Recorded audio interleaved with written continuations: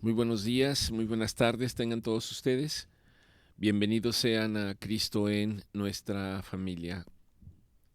Como en cada reunión, le damos gracias a Dios por permitirnos este espacio. Es un espacio que el Señor ha permitido llevar a cabo principalmente con ustedes. La mayor parte son pacientes, algunos son familiares y son pacientes que están pasando con un problema común entre ustedes. Desafortunadamente ese problema es una enfermedad que podemos llamarla cáncer. Si bien la palabra cáncer es eso, es solamente una palabra que hace alusión a un grupo de enfermedades que puede englobar más de 100 enfermedades que obedecen a distintas causas y que también, como obedecen a distintas causas, los tratamientos pueden ser diversos y muy variados. Y más allá de que digamos que en esta palabra se incluyen más de 100 enfermedades, sí hay una situación común. El hecho de que en un momento determinado a cierta persona le digan que está pasando por un proceso de enfermedad de esta magnitud o de esta naturaleza, definitivamente produce un cambio en la persona y generalmente es distinto al hecho de que a una persona en determinado momento le diagnostiquen otro problema. Puede ser que alguien le diga que se le ha disparado la presión arterial y que hay que darle tratamiento. Puede ser que alguien le digan que se le ha elevado el azúcar y que es muy probable que sea diabético y que hay que darle tratamiento. Y así hay una serie de escenarios. Ciertamente esto producirá algún impacto emocional en la persona que puede llevarle o no a mostrar cierta actitud hacia la noticia que está recibiendo y también por consecuencia hacia las posibles conductas que tenga que llevar a cabo para modificar en general su manera de vivir, quizás sus hábitos, quizás costumbres, quizás adicciones. Y ciertamente, en el caso de una persona que le diagnostican que tiene un problema de cáncer, esto definitivamente tiene un impacto distinto. Tiene un impacto distinto para las personas, porque generalmente la palabra cáncer está asociada a la palabra muerte. Y las personas son sacudidas y este sacudimiento empieza a traer una serie de pensamientos y de reflexiones sobre la circunstancia de esta persona. Es probable que este sacudimiento que la persona recibe con una noticia de esta naturaleza le lleve a reflexionar profundamente sobre la situación de la vida. En el proceso, muchos van a reaccionar de manera distinta. El por qué una persona reacciona de manera y otra de otra es algo para lo que yo no tengo respuesta.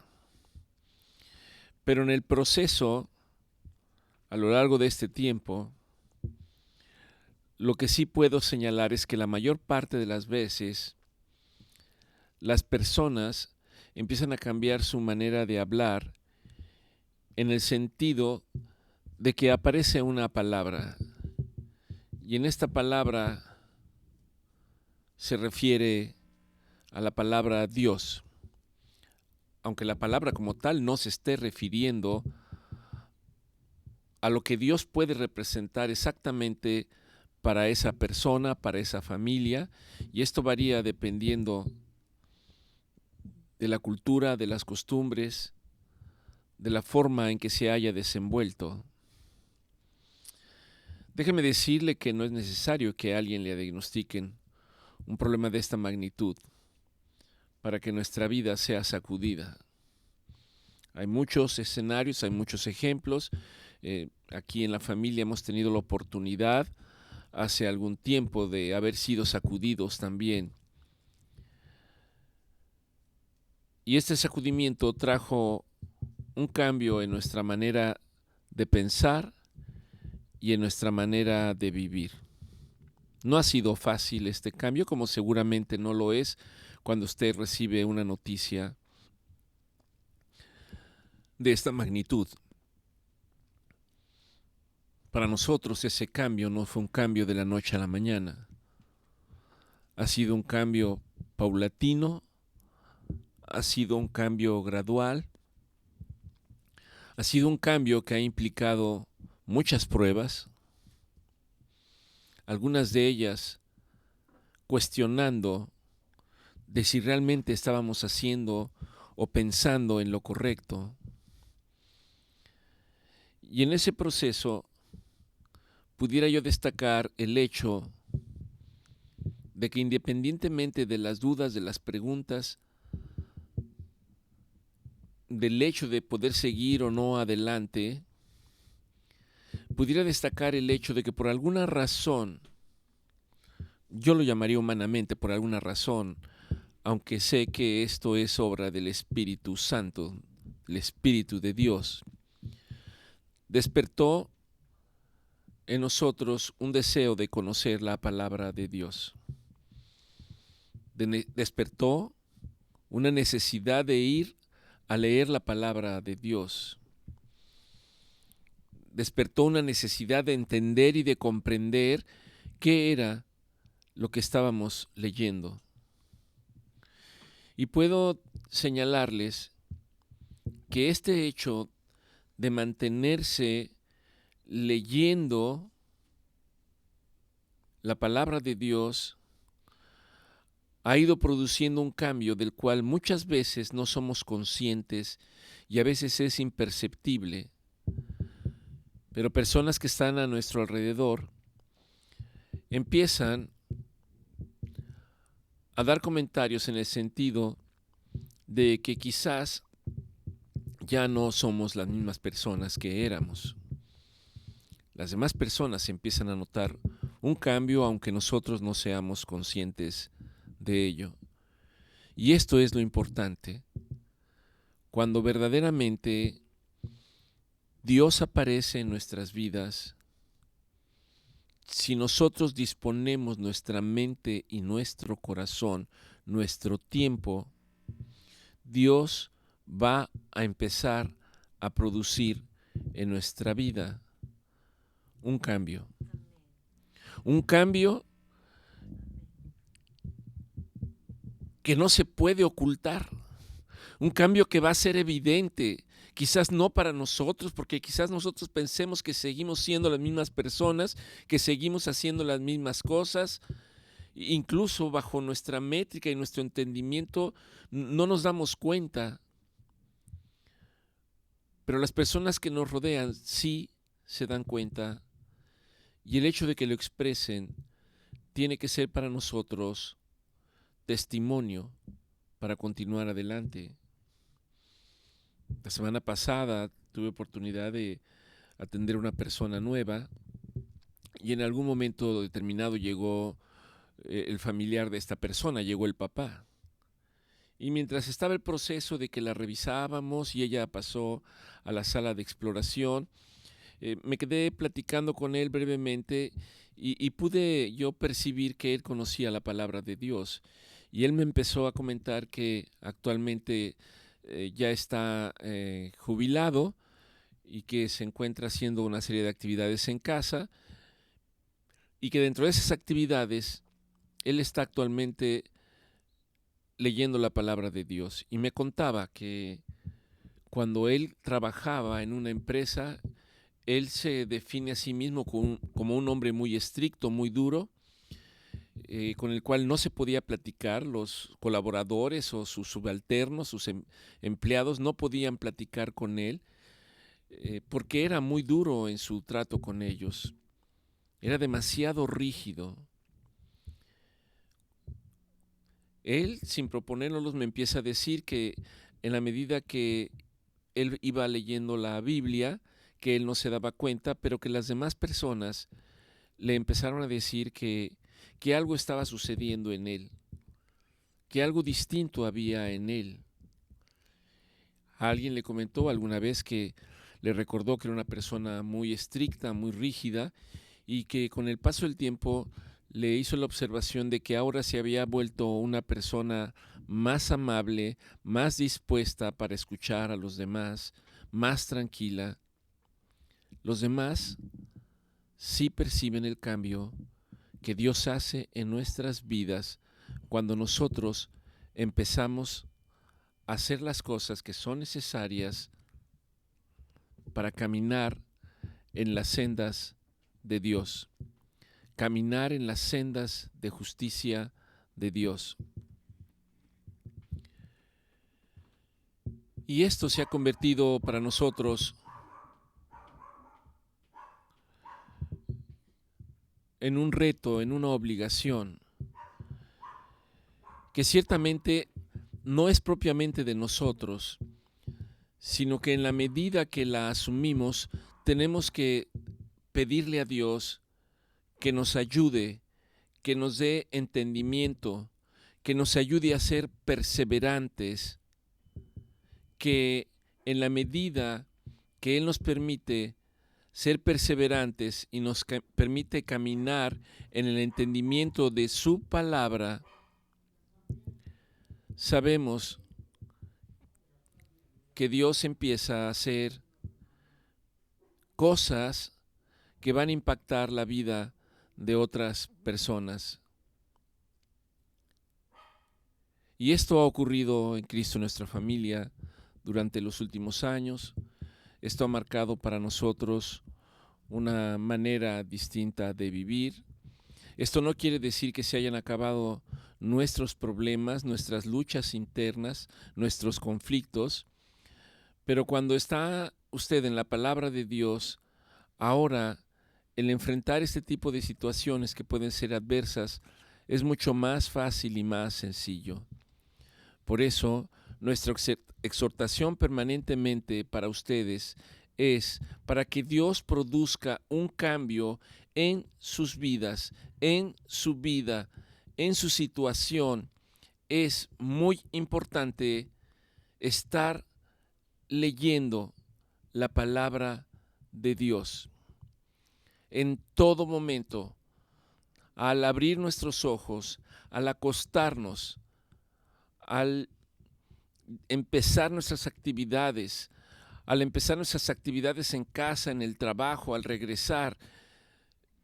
Cuando tenemos una situación o un problema, es tan importante acudir a la palabra de Dios, porque ese es el recurso invaluable que le va a dar las herramientas en el día a día para sostenerse, para saber que ahora usted no está solo, sino que conforme a la promesa de Dios que Él ha prometido, que Él estaría con nosotros, Él cumple y Él está ahí, fiel a su palabra. Su palabra dice que Dios es galardón de los que le buscan. Él es el galardón. ¿De quiénes? De los que le buscan. ¿Cuál es el requisito? Buscar a Dios. Buscar a Dios en todo tiempo y en todo momento.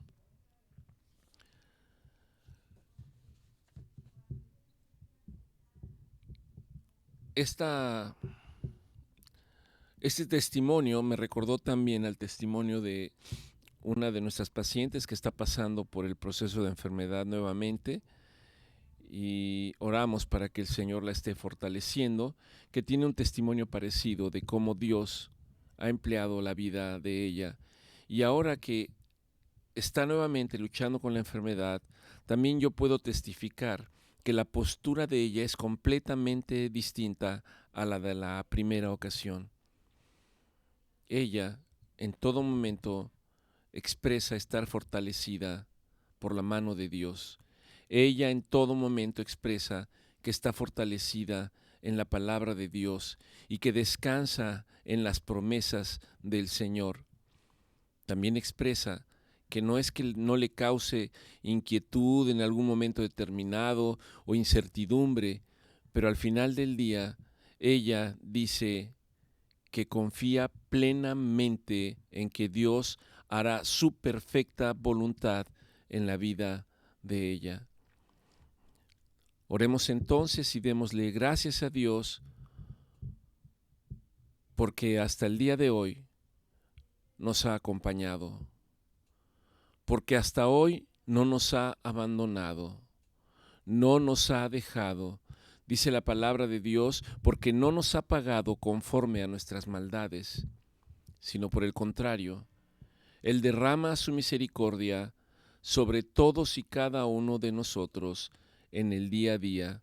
De hecho, su palabra dice que el sol sale para buenos y para malos.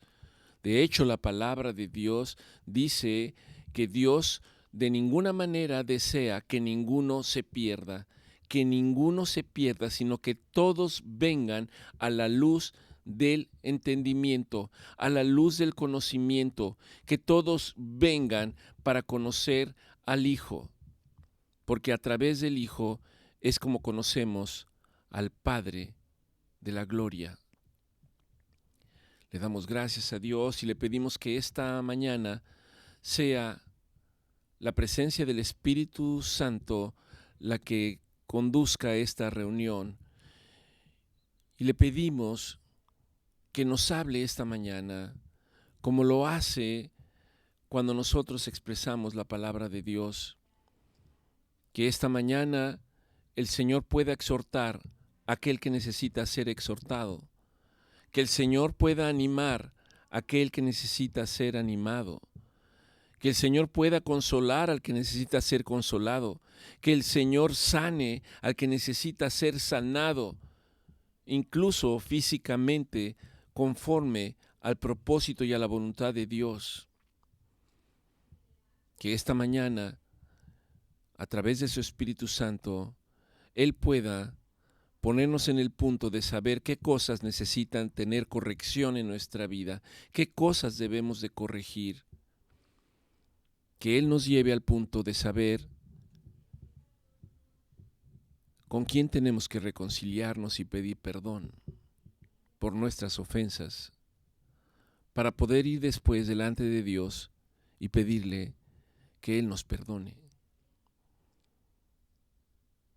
Que el Espíritu Santo obre para que nos permita bendecir no solamente a nuestros seres queridos y cercanos, sino que nos permita bendecir a los que nos maldicen, que nos permita bendecir a los que nos acusan y nos señalan, que nos permita bendecir a los que nos persiguen, que nos permita bendecir a los que buscan nuestro mal, a los que nos ultrajan. Dice la palabra de Dios que en esto conoceréis quiénes son sus discípulos.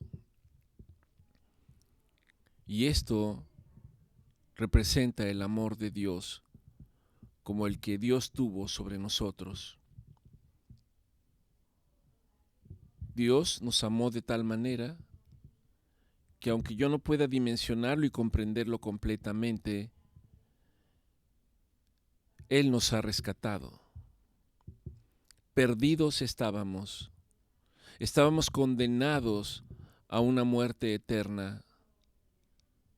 Y en un momento determinado Dios aparece para manifestarse.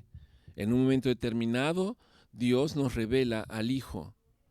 En un momento determinado la persona toma una decisión para reconocer que Jesucristo es el Hijo de Dios, para reconocer que Él es el único y suficiente Salvador, para reconocer que Él pagó por nuestros pecados, para reconocer que Él murió como hombre en un madero, entregando su vida y pagando el precio de nuestra libertad.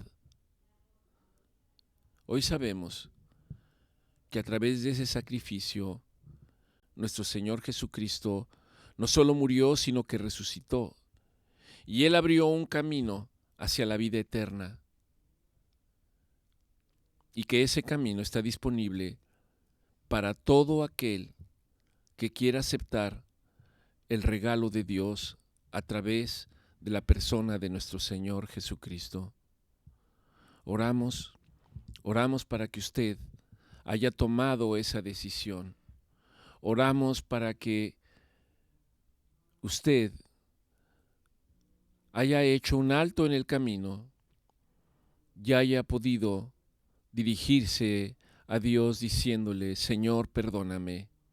Señor, perdóname porque he estado alejado de ti todo este tiempo. Señor, reconozco que nuestro Señor Jesucristo es tu Hijo. Señor, ayúdame. Envía de tu Espíritu Santo para que, habiendo reconocido a tu Hijo, Él empiece la obra que tú necesitas hacer en mi vida, para que yo sea fortalecido. Te agradezco que tú hayas muerto en la cruz por mí. Te pido que tu sangre preciosa me lave de todas mis maldades, de todos mis pecados, y me presente digno delante de ti. Te pido que mi nombre haya sido escrito en el libro de la vida eterna, y que un día, cuando estemos delante de tu presencia, mi nombre pueda ser leído, escrito en ese libro, para que el Padre pueda decirme: buen siervo fiel, pasa a la casa del Padre. Y esto es la vida eterna. Oramos para que esté usted consciente de que esto es así, de que de ninguna manera le estamos hablando de ninguna religión. Esta semana me recordaban y me decían que si yo pertenezco o profeso alguna religión, ya lo he expresado con ustedes y lo vuelvo a expresar aquí, no practicamos una religión. Lo que practicamos y predicamos es la palabra de Dios y a nuestro Señor Jesucristo como nuestro Redentor y como nuestro Salvador. Compartimos y predicamos que el Señor sigue haciendo su obra en nosotros el día de hoy a través de su Espíritu Santo, el cual nos llevará para poder comprender la palabra del Señor. Nos dirá las cosas que aún no fueron dichas y nos anunciará las cosas que están por venir. Él nos instruirá, nos edificará y nos llevará a todo entendimiento. Y esto es maravilloso. Gracias, Señor. Gracias por todos y cada uno de tus beneficios. Gracias, Señor, por este tiempo. Gracias, Señor, porque tus misericordias no han decaído hasta el día de hoy. Gracias, Señor, porque además has derramado tu gracia sobre todos y cada uno de nosotros. Te pedimos que nos ayudes este mediodía, Señor.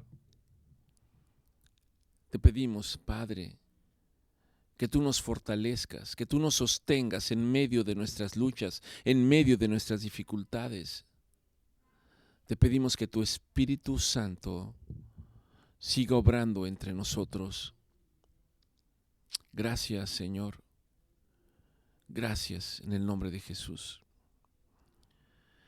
Nuestra proclamación que hemos estado haciendo las últimas semanas, como recordarán, pues pasamos aquí por un proceso de enfermedad, específicamente creo que fue COVID, y afortunadamente todos nos hemos recuperado, gracias a Dios.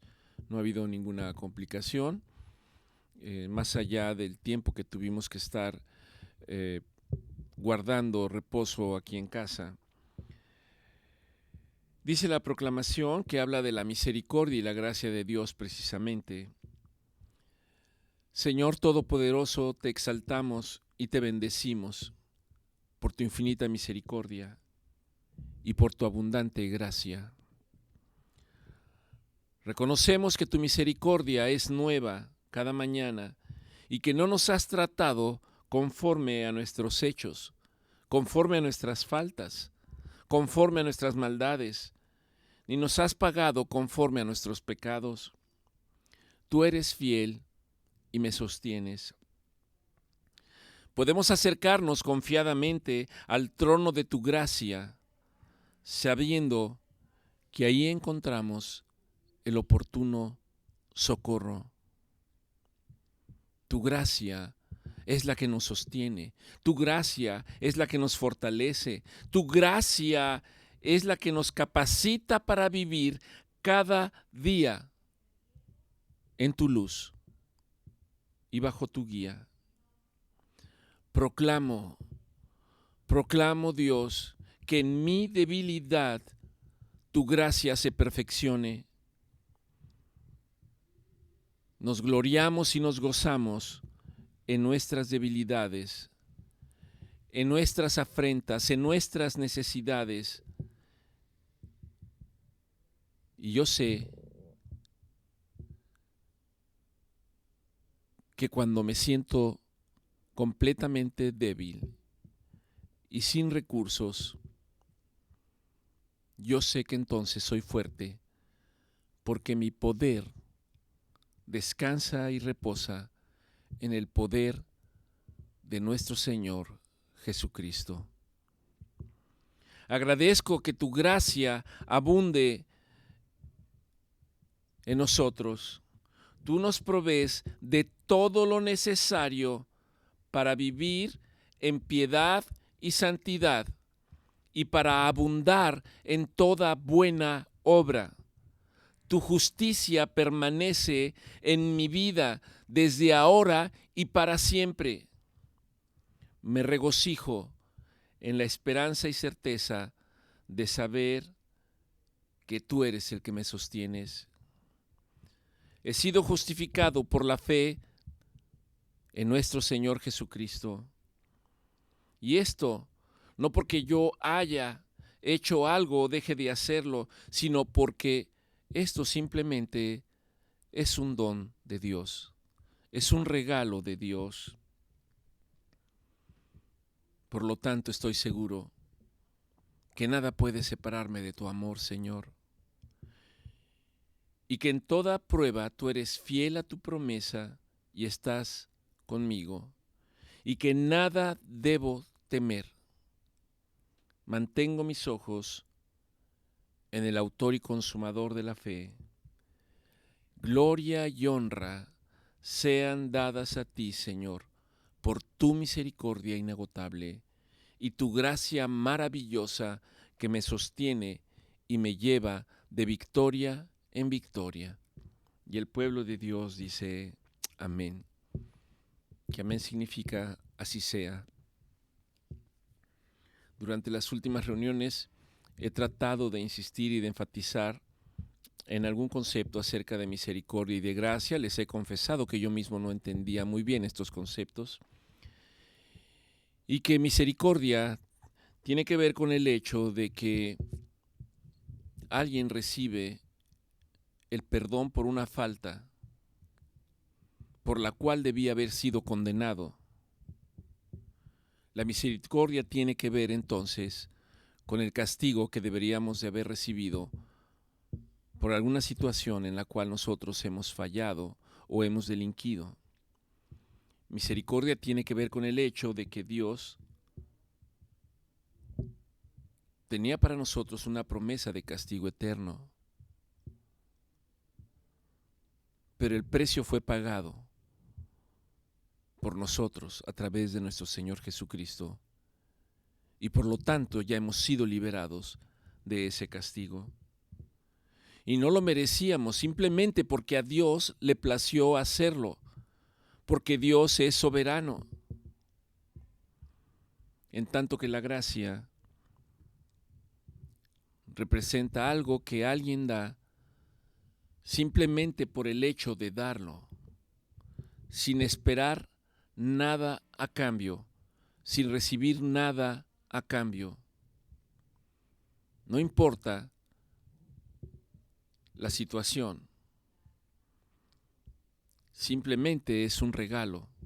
En este caso es un regalo que Dios nos ha dado a través de su Espíritu Santo, para que nosotros seamos fortalecidos en el día a día ante las distintas pruebas de la vida. En esta semana reflexionaba acerca de una serie de eventos que han ocurrido. No podemos sustraernos totalmente de lo que ocurre en el mundo.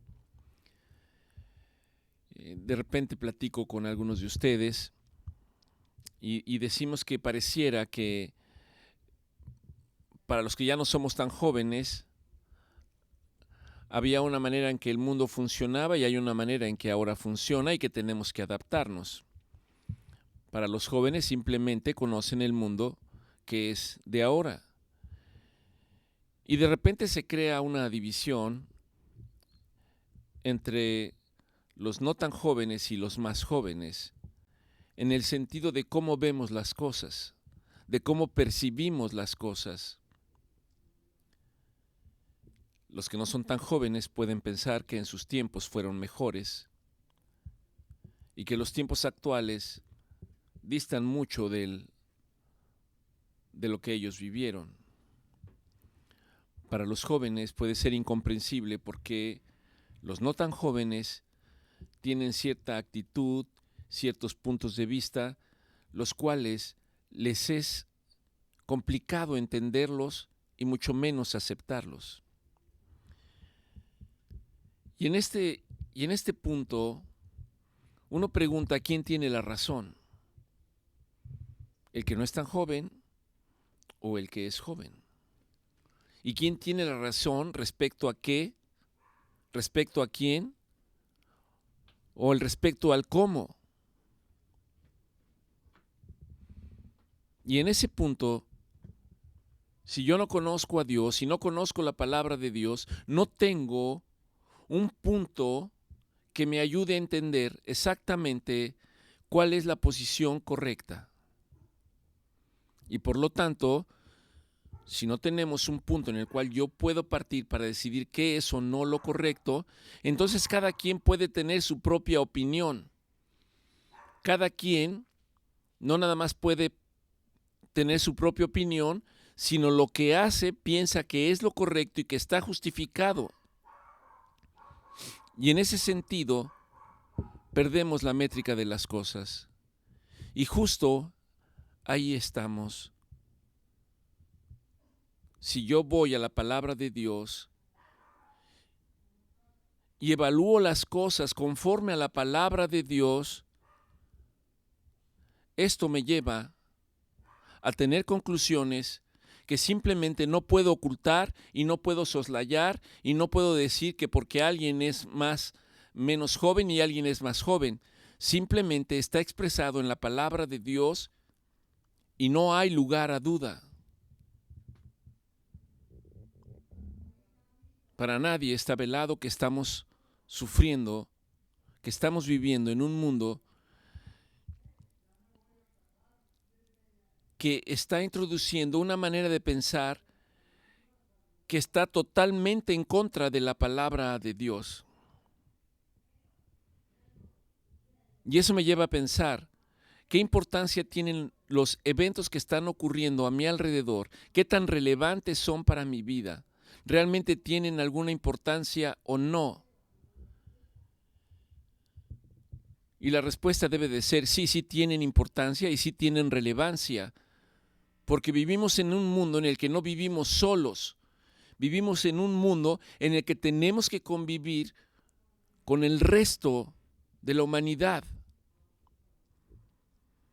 Y al convivir con el resto de la humanidad, debe haber un patrón de conducta, y ese patrón de conducta tiene que estar para aquellos que han conocido a Dios tiene que estar conforme a la palabra de Dios.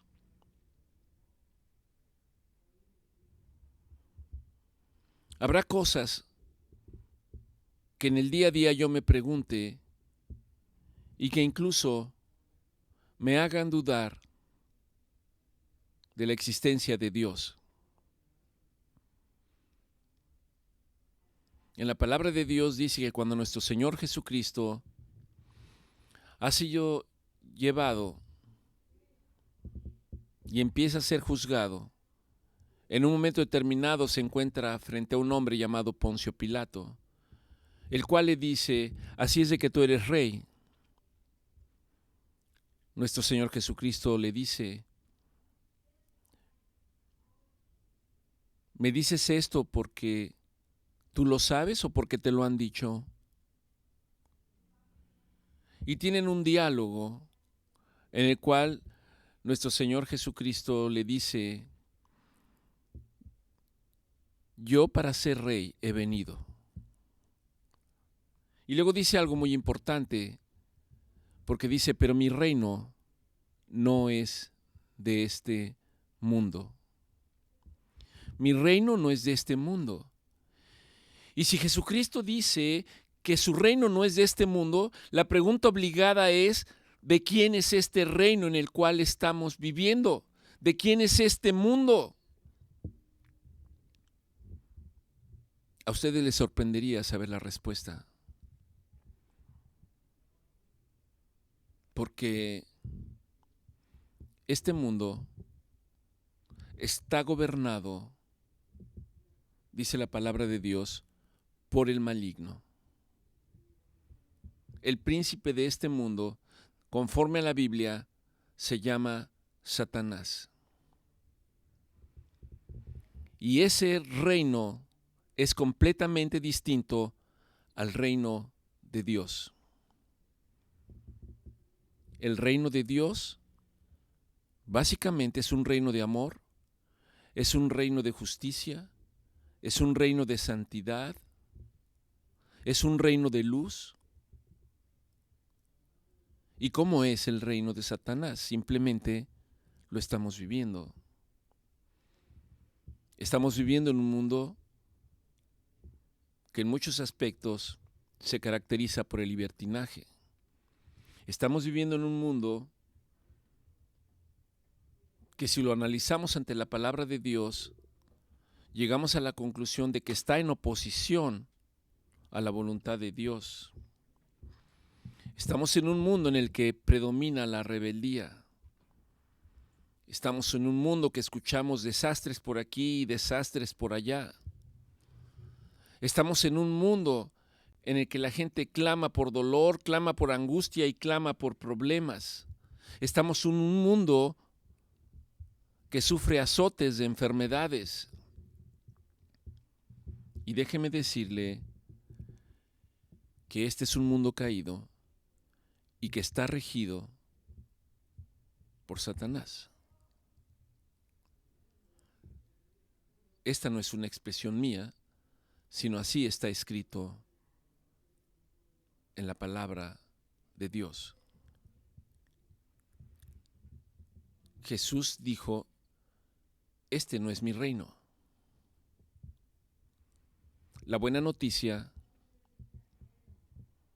es que este será el reino de nuestro Señor Jesucristo cuando Él regrese y establezca su reino aquí en la tierra, con todos aquellos que tomaron la decisión de creerle y de seguirle.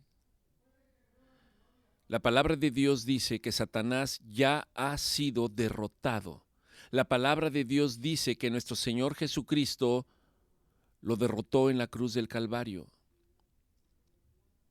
La palabra de Dios dice que para aquellos que han creído en el Hijo de Dios, para aquellos que han creído en nuestro Señor Jesucristo, ahora pertenecen a la familia celestial.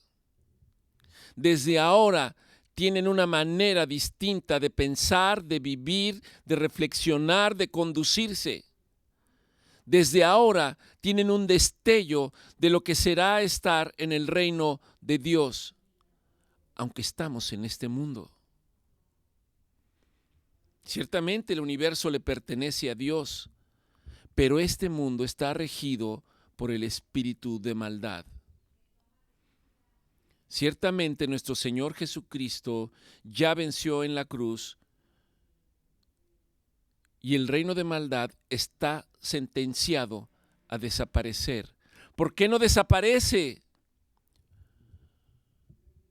Porque no es conforme a lo que yo pienso o a lo que usted piense. La palabra de Dios dice que sus tiempos son perfectos. La palabra de Dios dice que los pensamientos de Dios pertenecen a Dios y que sus caminos pertenecen a Él y no a nosotros. La palabra de Dios dice que un día son como 1000 años y 1000 años son como un día. La sentencia está establecida. Para nosotros, humanamente hablando, quizás cuando vemos en una película o en una obra a alguien que es llevado a juicio y es sentenciado, la sentencia no se aplica en ese momento inmediatamente, sino que el preso es llevado a su celda en lo que se establece propiamente la sentencia. Y asimismo ocurre para el reino que está contra Dios. Ese mundo de maldad ya ha sido juzgado. Ese mundo de maldad ya ha sido sentenciado. Y Satanás no tiene autoridad sobre todos aquellos que han declarado a nuestro Señor Jesucristo como su Redentor y como su Salvador. Ahora han sido sellados por el Espíritu Santo y le pertenece usted a la familia celestial. Y por lo tanto su destino es el reino de Dios. Quisiéramos que fuera rápido y pronto. La palabra de Dios dice que Dios no retrasa sus promesas. La palabra de Dios dice que si Él lo dijo, Él lo hará. Para nosotros hay un tiempo que es precisamente que tiene que ver con la gracia para que todos aquellos que no conocen a Dios en un momento determinado volteen hacia Él y lo conozcan. En un momento determinado, cuando volteen a ver a su Creador, ellos tengan un destello de entendimiento, un destello de luz y puedan decir: Dios, perdóname, perdóname, porque solo contra ti he pecado. Ayúdame, ayúdame. Y Dios envía inmediatamente su respuesta.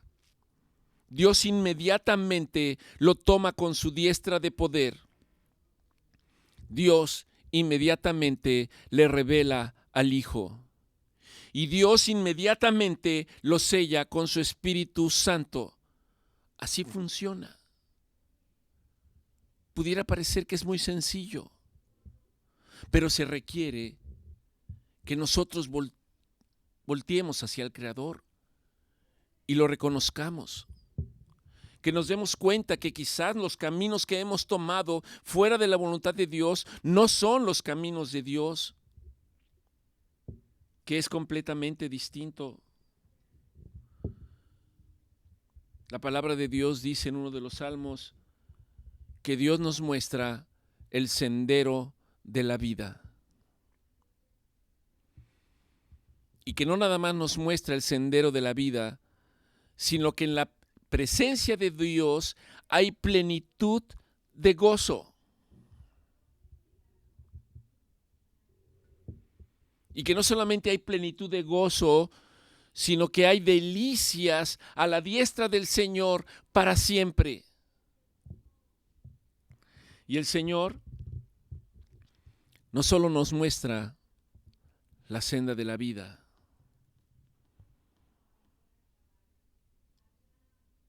sino que después viene nuestro Señor Jesucristo y dice: yo soy el camino.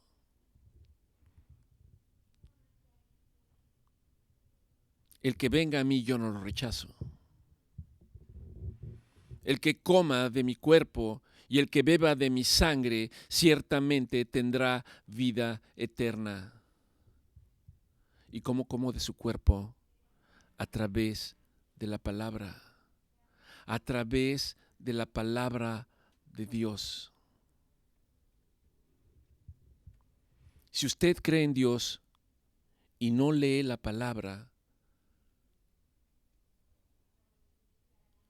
está usted quedándose al inicio, a la entrada, a la puerta, y es necesario que crezca y que entre y que crezca. Que no se quede ahí simplemente.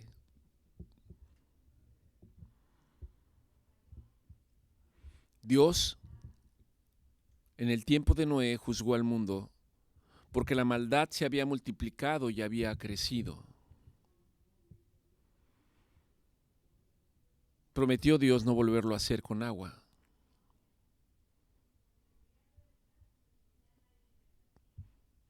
Pero ha dicho que el Señor podrá volver a hacerlo con fuego, como lo fue con la destrucción de las ciudades de Sodoma y Gomorra, en donde la palabra de Dios dice que la maldad había alcanzado niveles que verdaderamente no eran tolerables, en niveles que realmente ofendían la voluntad de Dios. Dios destruyó Sodoma y Gomorra, dice la Escritura, por su inmoralidad, y habría que definir a qué se está refiriendo con la inmoralidad.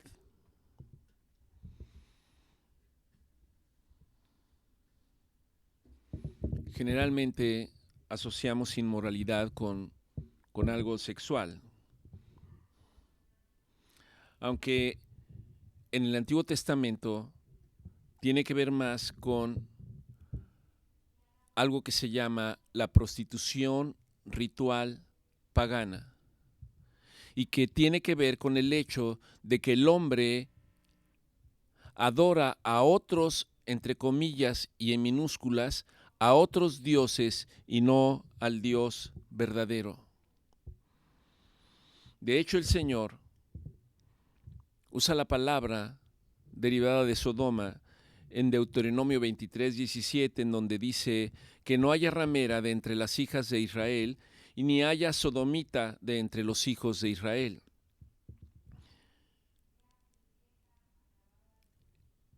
El significado en esos versículos de la palabra sodomita tiene que ver con prostitución ritual. Generalmente la definición de palabra prostitución implica la participación en actos sexuales como un medio de adoración o como parte de un ritual religioso. Antiguamente, esto se llevaba a cabo en distintas culturas. Había actos en los cuales se derramaba sangre. Había actos en los que había una prostitución ritual para adorar otros dioses. Y en la historia y en la Biblia se habla de muchos ejemplos.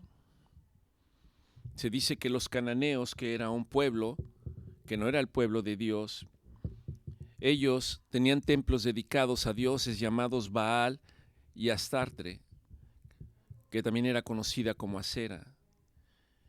Y tenían sacerdotes y sacerdotisas que participaban en esos ritos. En Mesopotamia, la prostitución ritual también era común entre ellos, principalmente adorando imágenes como Ishtar, que era la diosa del amor y de la guerra. En Grecia y en Roma existían cultos hacia una diosa que denominaban Afrodita y otras deidades en el mundo grecorromano. Nosotros culturalmente no necesitamos ir tan lejos. En las culturas precolombinas, entre los aztecas, entre los mayas, se llevaban a cabo estos rituales. Por lo menos así está establecido en los libros de historia. Los aztecas adoraban a Huitzilopochtli, a Tlaloc, y llevaban princesas que eran sacrificadas en los templos, así como ocurría entre los mayas. Y como en Latinoamérica seguramente ha ocurrido en otras culturas.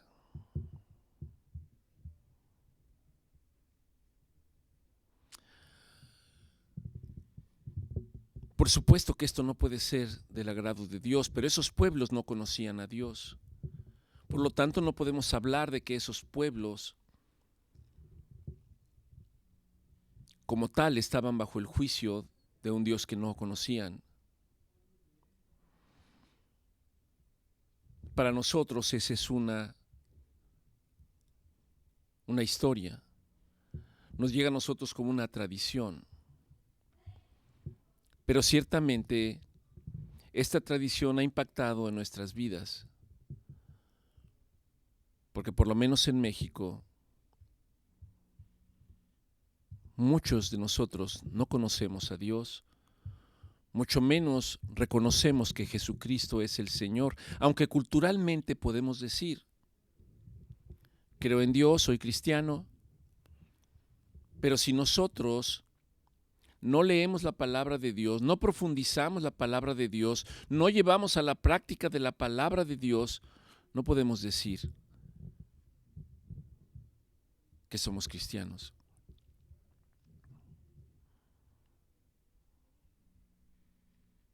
Dios, sabiendo de la gran maldad que se había desarrollado en estos pueblos, estoy hablando ahora de Sodoma y Gomorra, Dios dijo, voy a descender y los voy a consumir, porque su obra, según el clamor que ha venido hasta mí, y si no, lo sabré. Voy a ir para ver que así es.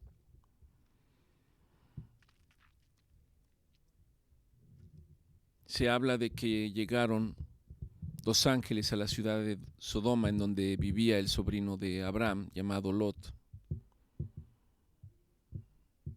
Y llegaron precisamente para sacar algún justo que se encontrara ahí. La palabra de Dios dice que no hubo ningún justo, excepto Lot, la esposa y sus hijas. Y todos los demás, el resto de la ciudad fue destruido. Lot, la esposa y las hijas fueron sacados de ahí.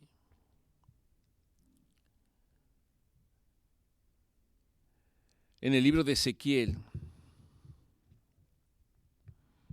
está hablando sobre la maldad de Sodoma y Gomorra. Y nos habla de las posibles causas que ocurrieron en esa sociedad de ese tiempo. Y yo reflexiono y pregunto si acaso eso no nos está sucediendo actualmente a nosotros. Ezequiel 16:49 dice, esta fue la maldad de Sodoma. Y enuncia tres cosas: soberbia, saciedad de pan y abundancia de ociosidad.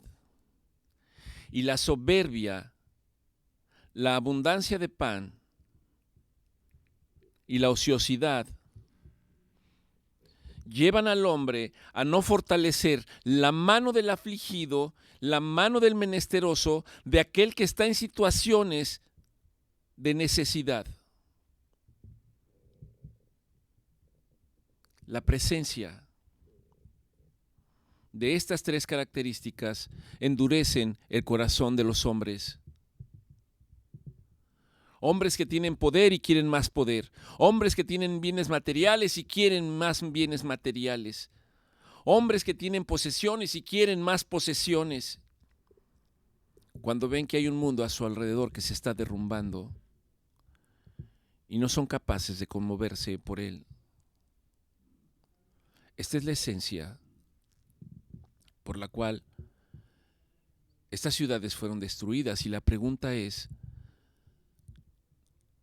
nosotros tendremos un curso distinto, viviendo prácticamente de la misma manera.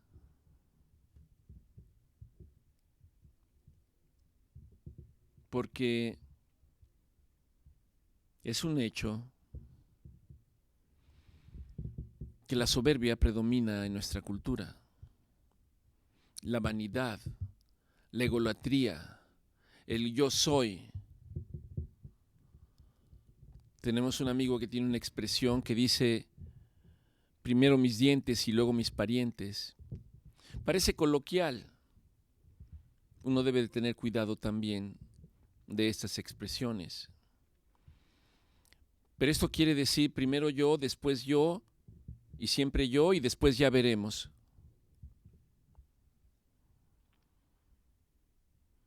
Saciedad de pan. Culturalmente, estamos en una sociedad que aparentemente lo tiene todo, pero hay lugares en donde hay gente que está sufriendo y está muriendo porque están en extrema necesidad de vestido, de alimento, de sostén. Y habrá alguien que se conmueva y usted piensa que esto no es cierto. Simplemente usted puede ver algunas noticias, por ejemplo, de la industria armamentística.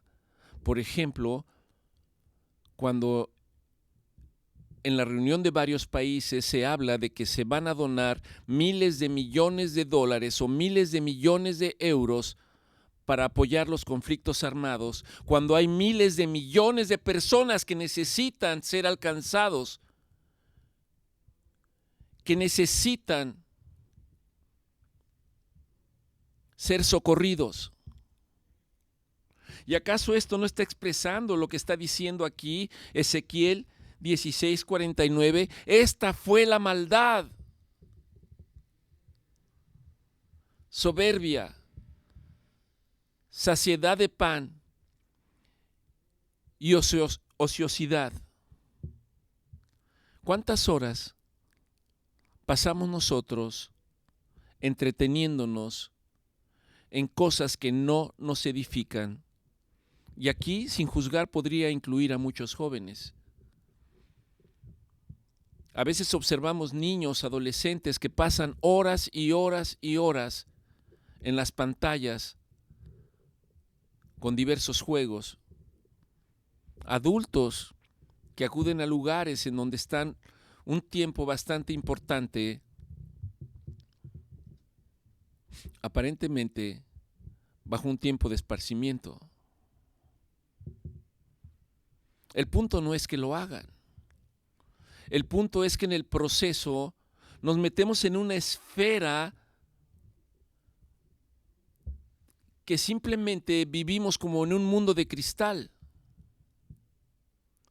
y en el que cerramos nuestros sentidos hacia el resto de los demás.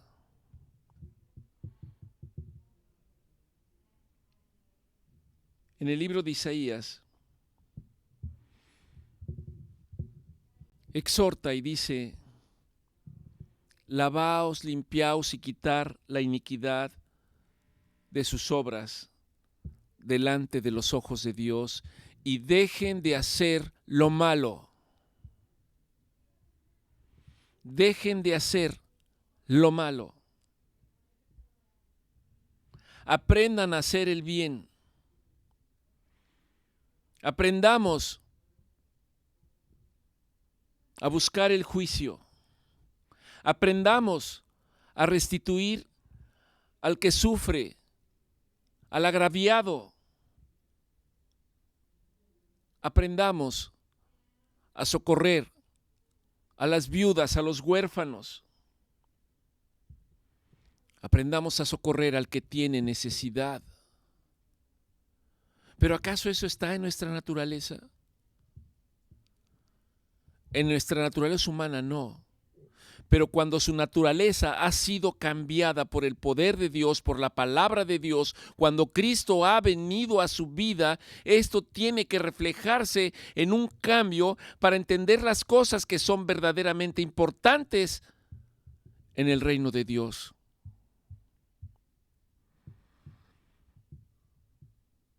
Dios dice, me amarás a mí por sobre todas las cosas. Y el segundo dice, y amarás a tu prójimo como si te amaras a ti mismo. Amarás a tu prójimo. ¿Qué significa amar al prójimo? Significa procurarlo, ver por ellos, ver por aquellos que están en necesidad. Si esto no es un reflejo de nuestros corazones, la pregunta es, ¿Dios mora en nosotros? ¿Jesucristo verdaderamente ha venido a nosotros y Jesucristo verdaderamente vive en nosotros? Dios dice, vengan, hagan estas cosas y estemos a cuentas. Isaías 1:18. Y agrega, y si sus pecados fueran como la grana, serán emblanquecidos como la nieve.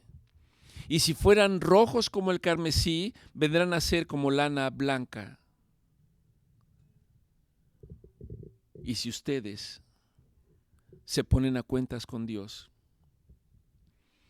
si ustedes escucharan, oyeran y pusieran por obra la palabra de Dios, dice Isaías 1:19, comerán del bien de la tierra. Comerán del bien de la tierra, pero luego da una sentencia en Isaías 1:20, en donde dice, pero si no quieren y son rebeldes, serán consumidos, porque la boca de Dios lo ha dicho. Luego entonces, para alguien que está pasando por un proceso difícil, pasando por un proceso de enfermedad, aún en medio de esa aflicción, usted puede levantar sus ojos y decir, Señor, ¿qué quieres que yo haga? Aún en medio de esta circunstancia en la que estoy, ¿qué quieres que yo haga?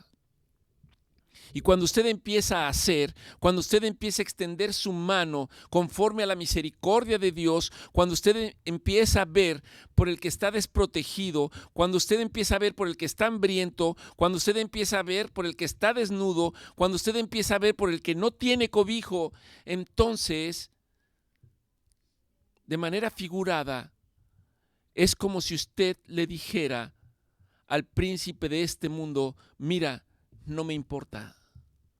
No me importa, yo le pertenezco a mi Señor Jesucristo. Yo pertenezco a la familia celestial. Yo tengo una promesa de vida eterna. Yo tengo una promesa en la que Dios ha dicho que Él mismo reinará entre su pueblo, entre aquellos que hayan creído en Él.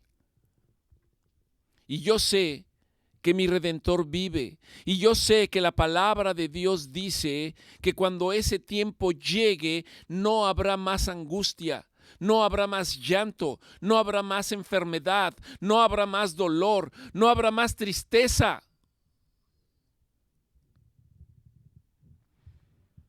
¿Y por qué no ocurre aquí? Porque Dios es soberano, pero dijo que lo haría y lo hará. Y para nosotros esa debe ser nuestra expectativa y nuestra esperanza, sabiendo que Dios va a cumplir sus promesas. Señor, te damos gracias por este tiempo. Padre, te pido, Señor, que conforme a tu misericordia y tu bondad, lo que tú nos has tratado de instruir el día de hoy, de que no importan las circunstancias, de que no importan las adversidades, Señor, que yo debo de estar atento, que debo de estar atento para ver si en mí hay soberbia, vanidad y egoísmo, a pesar de las circunstancias difíciles por las que yo esté pasando. Señor, ayúdame para saber si estoy experimentando saciedad de pan y estoy almacenando, Señor, sin motivo y causa alguna, simplemente para satisfacer mi propio corazón. Padre, ayúdame para no endurecer mi mano y simplemente para entender que en la medida que tú me bendices es para bendecir a otros. Señor, ayúdame. Ayúdame, Padre, para buscarte y evitar decir que no tengo tiempo. Evitar decir que me absorben las actividades de mi día a día y que por lo tanto no tengo tiempo de buscarte, no tengo tiempo de ir a tu palabra.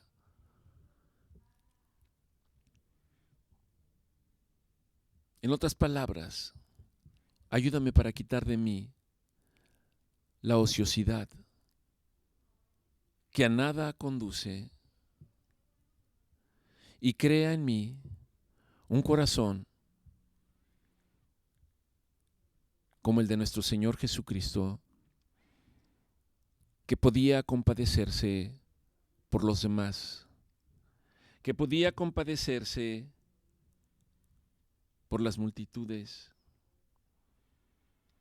Señor, ayúdame y perdóname por haber ignorado tu bondad y tu ley. Ayúdame, Señor. Sosténme. Y que en la medida que yo pueda dejar estas cosas que me pueden extraviar, que entonces mi ofrenda y mi adoración sean mi obediencia hacia tu palabra. Sean mi obediencia hacia tu palabra, Señor. Y dame el fruto de tu Espíritu Santo para vivir con mansedumbre y humildad. Porque yo sé que en el proceso, Señor, tú me estás sanando. Estás fortaleciendo mi espíritu, estás sanando mi alma y aún estás sanando mi cuerpo. Yo tomo tu palabra y te pido que hagas tu voluntad y tus propósitos en mi vida. Que el Señor los bendiga, que la paz de nuestro Señor Jesucristo sea con ustedes y que su gracia les dé el empoderamiento que necesitan para el día a día y salir adelante en medio de todas y cada una de las dificultades que puedan venir a su vida. Que el Señor los bendiga.